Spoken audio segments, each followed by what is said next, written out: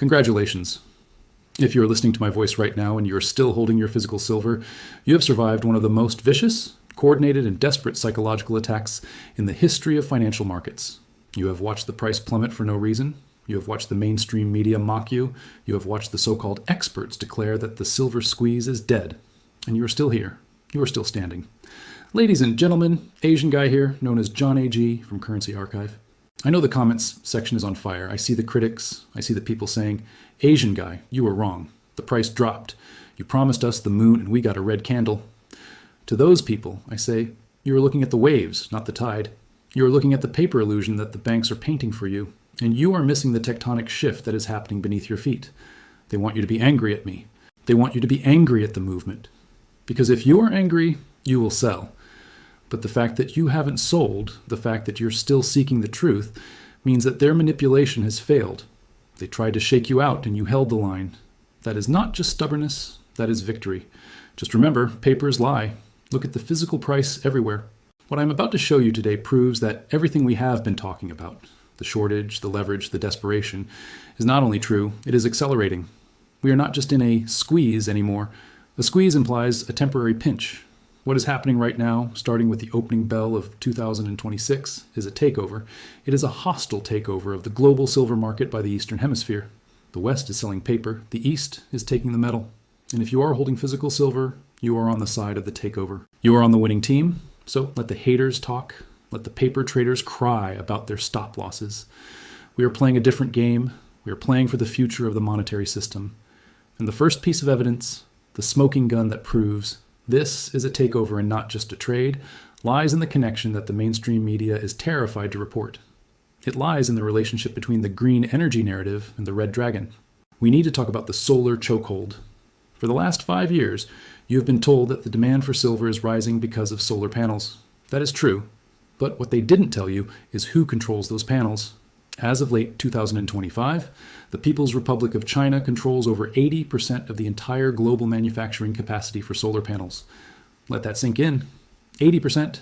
The United States, Europe, and Japan combined control less than 20%. Now think about the physics of a solar panel. You cannot build one without silver paste. It is the conductor that turns sunlight into electricity. So if China controls the factories, China controls the demand. And do you think China is going to let the silver they need for their energy dominance leave the country just because JP Morgan smashed the price on the COMEX? Absolutely not. We are receiving intelligence reports, verified by multiple sources on the ground in Shenzhen and Shanghai, that the Chinese government isn't just buying silver, they are weaponizing it. They have quietly implemented the strictest export controls we have ever seen. They are keeping the metal inside their borders. They are effectively telling the West, if you want solar panels, you buy them from us, but you're not getting our silver to build your own. This is a blockade. It is a resource wall, and it creates a bifurcation in the market that is impossible to hide if you know where to look. You don't have to take my word for it. You just have to look at the Shanghai premium. This is the number that the arbitrage algorithms are screaming about. Right now, as I speak to you, the price of physical silver on the Shanghai Gold Exchange, the SGE, is trading roughly $7 higher than the price on the COMEX in New York. $7. Do you understand what an arbitrage gap of $7 means in a normal market? It is free money. In a functioning market, a trader would buy silver in New York for $71, fly it to Shanghai, sell it for $78, and pocket the difference. The gap would close in hours, but the gap isn't closing, it is widening. Why? Because the metal cannot leave New York fast enough. Or more accurately, the metal in New York doesn't exist in the quantities they claim. The arbitrage of the century is sitting right there, staring us in the face. It tells us that the real price of silver, the price paid by the people who actually make things, is nearly 10% higher than the fake price shown on your trading app. This spread is the smoke alarm. When the kitchen is on fire, the smoke alarm goes off. The Shanghai premium is the alarm. It is telling you that physical metal is draining from the West. It is leaving the vaults of London. It is leaving the vaults of New York. And it is flowing east into the black hole of the Chinese industrial complex. The Chinese are happy to pay the premium because they know the paper price is a lie. They are draining the West of its real wealth, while the West plays games with paper derivatives. So when you see the price drop on the COMEX, do not despair. Realize that every drop in the paper price just makes the arbitrage more profitable. It accelerates the drain. It is like a store lowering the price of bread during a famine. The shelves will clear instantly, and that is exactly what is happening. The West is going out of business, and they are putting their inventory on clearance sale for the East. But the solar chokehold, and the Shanghai premium are just the economic side of the equation. There is a darker, more volatile force at play that is keeping the floor under this market. Because while China is securing the energy transition, the rest of the world is lighting a match near a barrel of oil. We have to talk about the fear trade. We have to talk about why the price won't stay down, no matter how hard the banks hit it. We have to talk about the geopolitical firestorm involving Venezuela, Nigeria, and the U.S. Navy that is forcing money into safe havens. Let's look at the war bid. Let's look at the macro reality. And this is where the story shifts from simple supply and demand to something much more visceral, something that hits you in the gut. Because while the bankers in New York are playing their video games with paper contracts, the real world is catching fire. We are seeing a convergence of geopolitical crises that we haven't witnessed since the 1970s. And this firestorm is creating a floor under the silver price that no algorithm, no margin hike, and no central bank intervention can break. We call it the war bid. You have to look at what is happening in the energy markets right now, specifically in Venezuela. For the last 48 hours, the news has been filled with reports of United States naval assets tightening the blockade around the Venezuelan coast. They are intercepting tankers. They are enforcing sanctions with a level of aggression we haven't seen in years. Why? Because Venezuela is trying to sell its oil for UN, as we discussed. But the market interprets this blockade not just as economic policy, but as an act of war. It is a flashpoint. Every time a U.S. destroyer stops a tanker in the Caribbean, the risk premium on every single commodity spikes. Oil spikes, gold spikes, and silver spikes. But it isn't just Venezuela. Look at Africa. We are receiving confirmed reports of massive coordinated strikes across the oil fields of Nigeria. Nigeria is the largest oil producer in Africa. When you take Venezuelan heavy crude offline with a blockade, and then you take Nigerian light sweet crude offline with a strike, you create an energy shock. And history teaches us one undeniable lesson. When energy prices rise, silver prices rise. It is a direct correlation.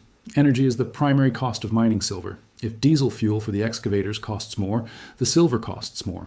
But more importantly, energy shocks create inflation. They destroy the purchasing power of the dollar. And when the dollar starts to burn, the smart money runs to the fire exit. That fire exit is painted silver.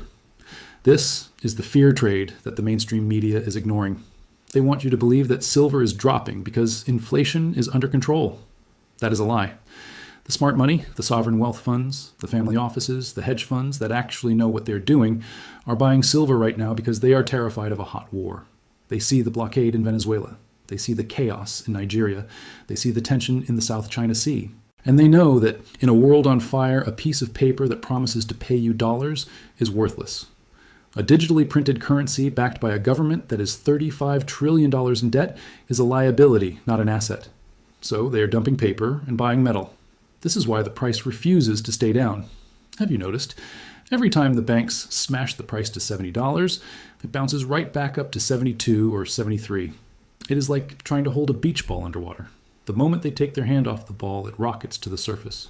That buoyancy, that refusal to crash, is the war bid.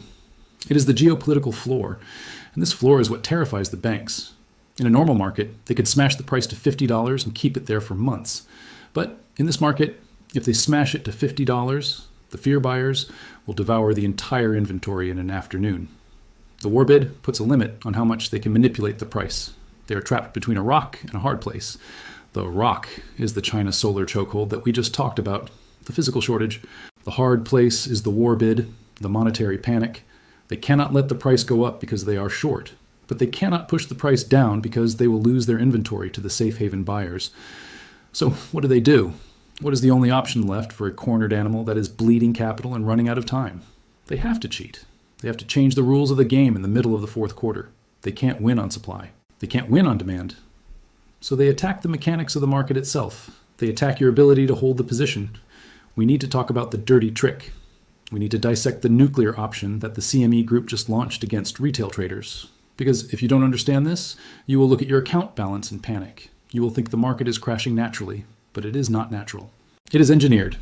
Let's look at the margin nuke. Let's look at exactly how they are trying to force you to sell your winning lottery ticket for pennies on the dollar. They deployed the margin nuke. Let me explain exactly what happened, because unless you are a professional futures trader, you probably missed it. And that is exactly what they counted on. In late December of 2025, the exchange quietly announced that they were raising the initial margin requirement for a standard 5,000-ounce silver contract. They raised it from roughly $21,000 to $25,000 per contract. Now, to the uninitiated, this sounds boring. It sounds like technical mumbo-jumbo. Oh, they just raised the deposit a little bit. Who cares? Posties. You should care, because this little bit is the difference between survival and liquidation for thousands of traders. You have to understand how the futures market works to understand the malice behind this move. The COMEX is a casino built on leverage. When you buy a silver contract, you don't pay the full value of the metal. A contract represents 5,000 ounces. At $72 an ounce, that contract is worth $360,000. But you don't put up $360,000. You only put up a good faith deposit, the margin. Before this week, that deposit was $21,000. That gave you massive leverage. You controlled $360,000 of silver for just $21,000 of cash. It is a ratio of roughly 17 to 1. But then the exchange changed the rules. Overnight, they said, the price of poker has gone up. If you want to stay at the table, you now need to put up $25,000. That is a 20% increase in the cost of holding the position. Imagine if you had a mortgage on your house and the bank called you on a Sunday and said, "Hey, we decided to raise your down payment retroactively. You need to wire us another $4,000 by Monday morning, or we are taking the house." That is exactly what just happened. So, what happens to the retail trader who was maxed out? What happens to the guy who had $100,000 in his account and bought 5 contracts, using nearly all his cash for the margin? Suddenly, he's in a deficit. He gets the dreaded phone call, the margin call. His broker says, "You are under-margined. Wire us $20,000 immediately, or we will liquidate your position." He doesn't have $20,000 lying around. He is fully invested. So what does he have to do? He has to sell. He is forced to sell 1 or 2 of his contracts just to raise the cash to keep the others. And this is the trap. When he sells, he drives the price down. When thousands of traders are forced to sell at the exact same time, not because they want to, but because the rules changed, it creates a cascade of artificial selling pressure. The price drops. And when the price drops, more people get margin called. It is a feedback loop of destruction. It is a man-made avalanche. And do you think this was an accident? Do you think the CME group just woke up and decided to raise margins for safety? No. This was a targeted assassination of the longs. They saw the open interest building up. They saw that the retail public was betting heavily on silver going to $100. They saw that the banks, JP Morgan, Citi, the swap dealers, were trapped in massive short positions. If the price went to $80 organically, the banks would have lost billions. They would have faced their own margin calls. So the exchange stepped in to protect the house. They raised the margin to force you to sell so the banks could buy back your contracts at a lower price. They effectively shook the tree to make the fruit fall into the bank's baskets. This is the tamp down. It is the same dirty trick they used in 2011. It is the same trick they used in 2021 during the silver squeeze. Every time the little guy starts to win, they change the rules. They make it more expensive to play. But here's the detail that proves they are terrified. Usually they raise margins when volatility is extreme, when the price is moving $5 a day. But in late December, the price was consolidating. It was relatively quiet. There was no risk management reason to hike margins. The only reason to do it was strategic. They did it because they knew what was coming in January. They knew about the China export ban. They knew about the Venezuela tensions. They knew that come January 5th, the buying pressure would be unstoppable. So they had to clear the deck before Monday. They had to flush out the weak hands now so the banks wouldn't get overrun when the real buying starts. It is a preemptive strike. They are trying to thin the herd before the stampede begins. And look at the timing. They did it right before the new year. They did it when volume was low, so the impact would be maximized. A margin call on a holiday week is brutal. You can't wire money easily. The banks are closed. You are helpless. It was calculated cruelty. But, and this is the most empowering part of the story, it isn't working. Yes, the price dipped. Yes, some people got liquidated. But look at the open interest. It hasn't collapsed. The diamond hands are absorbing the blow. People are wiring the extra money. They are selling other assets to meet the margin call. They are refusing to let go of their silver. And for those who are holding physical silver, this entire margin drama is meaningless. The CME can raise the margin to $1 million. It doesn't affect the ounce in your safe. You have no margin call. You have no counterparty risk. This dirty trick only hurts the paper speculators. It does not hurt the physical owner. In fact, it helps the physical owner. Because by artificially suppressing the paper price, they are keeping the on-sale sign lit for a few days longer. They are giving you one last chance to trade your fiat for metal before the price reflects the reality. And let's be clear about why they are doing this. You don't deploy a nuclear weapon like a 20% margin hike unless you are losing the conventional war. If the banks had plenty of silver, they would just deliver it. They would say, "You want silver? Here, take it at $72. We have tons of it. But they aren't delivering. They are changing the rules to prevent delivery. This proves the inventory crisis. It proves that the registered inventory, the metal available for delivery on the COMEX, is truly bleeding out. We are looking at deficits of 200 million ounces globally. The bigs, the bullion banks, are terrified because if the price stays high, the holders of those contracts will stand for delivery. And if 10,000 contracts stand for delivery, that is 50 million ounces. The COMEX doesn't have 50 million ounces of registered silver. They would default, so they must force you to close your position for cash. The margin hike is not about market safety. It is about default prevention. They are breaking your legs to stop you from walking to the vault. So when you see the price volatility this week, when you see the sudden drops at 3 a.m., do not think the market is selling. Think the exchange is rigging. Recognize it for the desperation tactic that it is. They are trying to shake you out because they need your silver. Do not give it to them. But the margin hike is just the weapon. We need to look at the general who is ordering the strike. We need to look at the specific strategy being employed by the biggest player on the field. We need to look at J.P. Morgan, because while the exchange changes the rules, J.P. Morgan is executing a very specific maneuver in the swap market to capitalize on the chaos. And there is a memo circulating, a leaked strategy note from Morgan Stanley, that tells us exactly what they want the retail herd to do. They are telling you to exit. But we need to translate the banker speak into plain English. We need to understand what they really mean when they tell you to sell. Let's look at the bank strategy. Let's look at the exit memo. We have seen the weapon they used, the margin hike. But a weapon does not fire itself. Someone pulls the trigger, someone gives the order. And to understand what is going to happen when the markets open on Monday, you have to understand who is sitting on the other side of the poker table. You have to understand the specific calculated strategy being executed right now by the generals of this financial war. JP, Morgan, and the swap dealers. While you are at home worrying about the price dropping, they are at work worrying about something much more terrifying: extinction. They are currently trapped in one of the most dangerous financial vices in history, and their only way out is to trick you into opening the door. This brings us to the smoking gun of the weekend. There is a memo circulating, a research note from Morgan Stanley that was released to their high net worth clients just 48 hours ago. The headline is innocuous. It sounds like friendly advice. It says something along the lines of, "Commodities rally overextended. Time to exit." They are advising their clients to take profits. They are saying, the run to $70 was nice, but the fundamentals don't support it. Sell now before it corrects.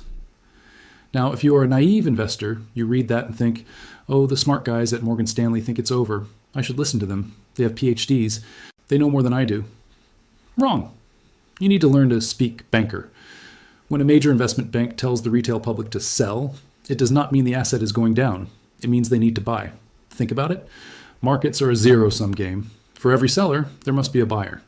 If Morgan Stanley wants to buy millions of ounces of silver to cover a short position, or to load up for their proprietary trading desk, they cannot just go into the market and buy. If they did, their massive orders would push the price to $100 instantly. They would blow up their own entry. They need liquidity.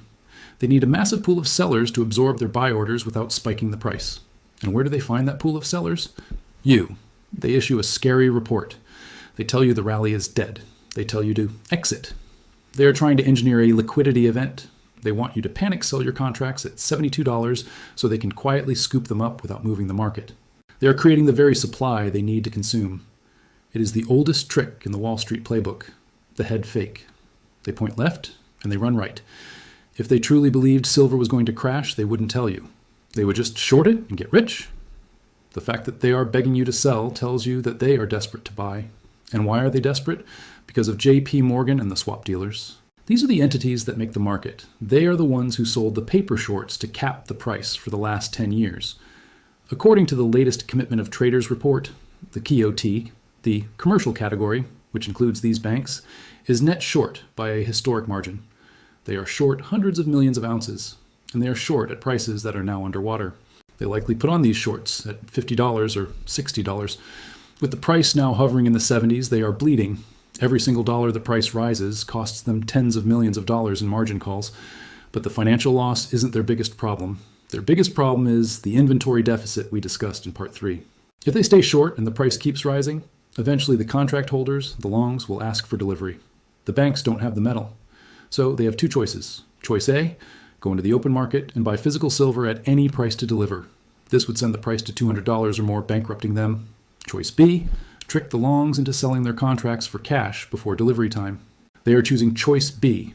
This is the strategy for the week. It is called the flush. They are combining the margin hike, the stick, with the bearish research note, the narrative, to create a moment of maximum fear. They want to drive the price from the $70 range back down into the 60s. Why the 60s? Because that is where their break even is.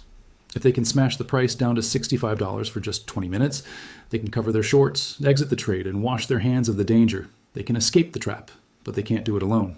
They need you to help them. They need your stop-loss orders. They know that thousands of retail traders have placed stop-loss orders just below the psychological support levels, probably around $69.50 or $71.80. The banks have access to the order book. They can see exactly where your stops are sitting. It is like playing poker against someone who can see your cards. So their plan for this week is to use their algorithms to push the price down just enough to hit those stop-loss levels. Once they trigger the first wave of stops, your computer automatically sells. That selling drives the price down further, hitting the next wave of stops. It creates a waterfall decline. And who is standing at the bottom of the waterfall with a giant bucket? JP Morgan. They catch your selling, they cover their shorts, they escape, and you are left with a realized loss and no silver. This is why Morgan Stanley says exit. This is why the CME raised margins. It is a coordinated, multi-pronged attack to facilitate this flush. They are trying to engineer a bailout for the short sellers, funded by your account balance. But here is the fatal flaw in their plan. Here's why this time is different. In the past, this strategy always worked because the only buyers were paper speculators. When the price dropped, the speculators ran away. But today, as we discussed in Part 1 and Part 4, the buyers are not just speculators. The buyers are China. The buyers are Samsung. The buyers are sovereign wealth funds. These buyers do not use stop losses. If J.P. Morgan smashes the price to $68, the Chinese industrial buyers won't panic. They will double down. They will see the lower price as a gift. They will step in and buy the physical metal that J.P. Morgan is trying to use to paint the tape. This creates a floor that the banks didn't account for. They might try to flush the price, but instead of crashing, they might slam into a concrete wall of industrial buying. And if that happens, if they try to smash the price and it doesn't break, then the banks are truly dead. Because they will have fired their last bullet and missed. They will have expended their energy trying to crash the market, only to find that the market is stronger than they are. So when you see the headlines this week, treat them as a contrarian indicator. If they say sell, you hold. If they say panic, you remain calm. If they say the squeeze is over, you know the squeeze is just entering its most violent phase. They are projecting their own fear onto you. They are the ones who need to exit, not you. They are the ones trapped in a burning building trying to convince you to trade places with them. We are watching a high-stakes game of chicken between the legacy financial system, the banks, and the new physical reality, the people in the industry. The banks have the algorithms, they have the media, they have the margin rules, but they don't have the metal. And in the end, he who has the metal makes the rules. So get ready for the opening bell. Get ready for the moment where their strategy meets reality. Because Monday morning isn't just another trading day. It is the collision point. It is the battlefield where the algo flush meets the Shanghai floor. And we need to know exactly what to look for when that bell rings. We need a battle plan for the Monday open. We need to know the specific price levels that will determine the fate of this rally. Let's move to the tactical map. Let's talk about Monday morning. We are approaching Monday, January 5th, 2026. This is not just the first full trading week of the year. It is the collision point. It is the moment where the algo flush we just discussed slams headfirst into the Shanghai floor. And if you are watching the charts this week, you're going to see volatility that will make your stomach churn. You need a battle plan. You need to know the specific numbers that define the difference between a trap and a breakout. Here's the forecast for the opening bell. Based on the positioning of the banks and the margin hikes we just analyzed, we can expect the banks to launch their attack immediately. They will not wait for the afternoon. They will strike in the thin liquidity of the pre-market. Expect to see an immediate, violent attempt to push the price down. They want to paint a big, ugly red candle right at the open. Why? To set the psychological tone for the week. They want the first headline you see on Monday morning to be silver crashes as rally fails. They want to demoralize the retail buyers who spent the weekend getting excited about the squeeze. They will use high-frequency trading algorithms to slam the bid stack. They will target the stop-loss cluster sitting just below $72. If they can punch through 72, they will gun for $70. This is the kill zone. This is where they hope to trigger the cascade of liquidation that saves their short positions. But, and this is the critical variable, They have to get past the Shanghai floor. While New York is trying to sell, Shanghai is waking up. And remember the premium we talked about? Shanghai is trading at $80 or higher. So every time the COMEX price drops to $72, the arbitrage gap widens to $8. That is an irresistibly juicy steak for the Chinese arbitrage traders. So while the JP Morgan algos are selling, the Shanghai arbitrage bots are going to be buying. They will be stepping in to buy the dip, not because they are diamond hands, but because it is free money. They buy the paper in New York, sell the physical in Shanghai, and pocket the difference. This buying pressure acts like a concrete floor. It absorbs the selling, it blunts the attack. You're going to see a war between the Western flush and the Eastern bid. The chart will look chaotic. It will wick down, then snap back up. It will look like a heartbeat monitor during a heart attack. So, what is your signal? How do you know who is winning? You need to watch one specific number, a number that has become the line in the sand for this entire bull market. That number is $82.67. Why this number? Because $82.67 was the recent high. It is the ceiling that the banks have successfully defended for the last 3 weeks. Every time the price gets close to $82.67, they slam it back down. They have built a fortress of sell orders at that level. They know that if the price breaks above $82.67, it triggers a technical breakout that brings in the massive hedge funds. The trend-following funds, the CTAs, don't care about silver or solar panels. They just follow the chart. If the price breaks the previous high, their computers automatically switch from neutral to max long. They will dump billions of dollars into the market in milliseconds. And that volume would overwhelm the bank's suppression capability. It would be the breach of the dam. So the battle this week is simple. The banks are trying to push us down to $70 to flush us out. The market wants to push us up to $82.67 to break them. We are trading in a range between the kill zone and the breakout zone. If you see the price drop to $71 or $70 on Monday morning, do not panic. That is the flush. That is the trap. If you have cash, that is your buying opportunity. That is where you steal the metal from them. But if you see the price start to grind higher, if you see it cross 78, then 79, then 80, pay attention. Because if we get a 4-hour candle close above $82.67, the game changes instantly. The flush will have failed. The banks will be overrun. And the path to $100 becomes a vacuum. There's almost zero resistance between 82 and 100. The price could move that distance in 48 hours. We call it a blue sky breakout. It creates a vertical line on the chart, a God candle. This is why the banks are fighting so hard right now. They know they are defending the last line of defense. If 82.67 falls, the citadel falls. And you have to watch the behavior of the Asian session specifically. Usually the Asian trading hours are quiet. Volume is low. But recently, the volume in Asia has been exploding. This confirms the takeover thesis. The center of gravity is shifting. If you wake up on Monday morning and see that the price rose during the night while New York was sleeping, that is the most bullish signal possible. It means the East is buying the inventory before New York even gets out of bed. It means they are front-running the Western Open. It tells you that the Shanghai floor is rising. So, here's your tactical instruction for Monday. Do not set stop losses. I repeat, do not set stop losses. If you have a stop loss at $71, the banks will find it. They will wick the price down to $70.90 just to take you out, and then rally it back up to $75. Do not give them that satisfaction. Remove the stops. Reduce your leverage if you have to, so you can survive the swing. Or better yet, hold physical, where stop losses don't exist. Watch the Shanghai premium. Keep a tab open with the Shanghai gold exchange price. If the COMEX drops, but Shanghai stays flat or goes up, the drop is fake. It is a paper manipulation. Divergence is truth. If the spread widens to $8 or $9, the rubber band is stretching to the breaking point. It must snap back eventually. And it snaps back by the lower price rising to meet the higher price. Target 82.67. That is the victory line. Until we cross it, we are in the trenches. We are in the mud. But once we cross it, we are in the open field. And in the open field, the banks have nowhere to hide. We are standing on the edge of a historic week. The margin hike was their last desperate card. The exit memo was their last psychological bluff. They have emptied the chamber, and now the market opens. The bell is about to ring, the algos are primed, the buyers are ready. It is the unstoppable force of Eastern demand meeting the immovable object of Western manipulation. And usually, in physics, that collision releases a massive amount of energy. That energy is price. So buckle up. Monday is going to be volatile. It is going to be scary. It is going to be violent. But it is exactly what we expected. We told you they would fight. We told you they wouldn't go quietly. This is the fight. And the fact that they are fighting this hard tells you that they are losing.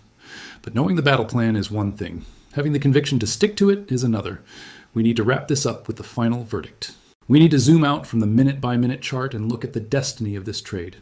We need to talk about why, regardless of what happens on Monday, the system itself is broken beyond repair. We need to talk about the choice you have to make.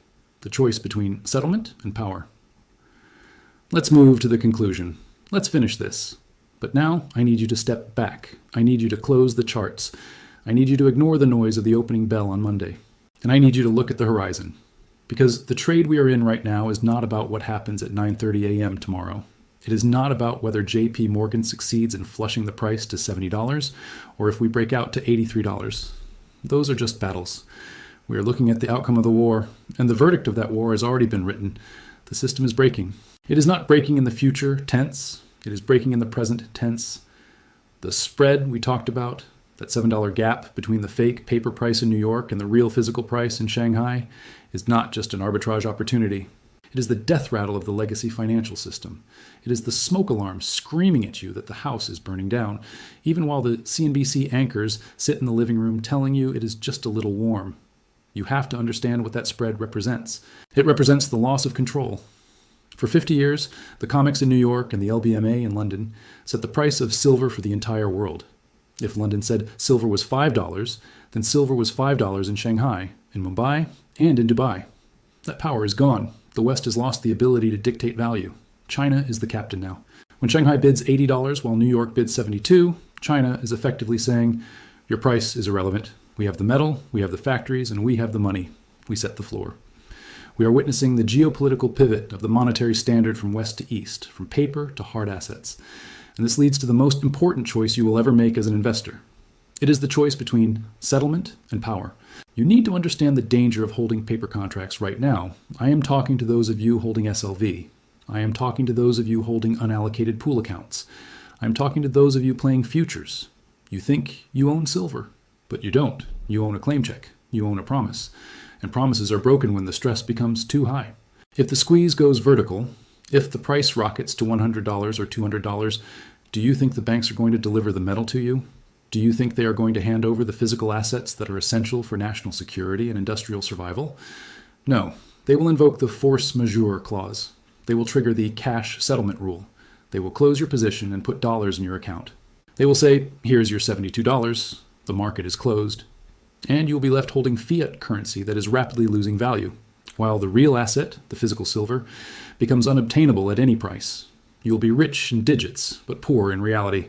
Cash settlement is the ultimate default. It is the banks admitting they have lost, but refusing to pay the winner. But if you hold physical silver, if you hold the coin in your hand or the bar in your private vault, you hold the power. They cannot cash settle a physical bar. They cannot force majeure an asset that is already in your possession. They cannot margin call you. You have removed yourself from their casino. You are no longer betting on the game. You own the chips.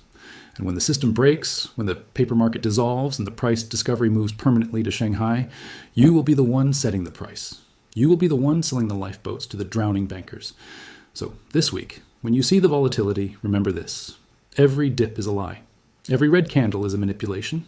Every exit memo is a trap. The fundamentals have never been stronger. We have the solar chokehold. China is hoarding the supply. We have the war bid.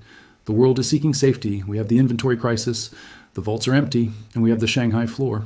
The East is buying every ounce the West sells. The destination is not $75. It isn't even $82.67. The destination is a complete repricing of silver to reflect its true scarcity in a world that cannot function without it. The destination is triple digits. And beyond that, the destination is a world where honest money reigns supreme again. So stay strong. Do not let them steal your position. Do not let them scare you out of the greatest wealth transfer in history. Ignore the algo flush. Watch the spread. And hold the line. We are the whale now. We are the market. And we are taking over. This is John A.G. from Currency Archive. The analysis is done. The strategy is set. The warning is delivered. The bell is about to ring. I will see you on the other side. Like, subscribe, and share.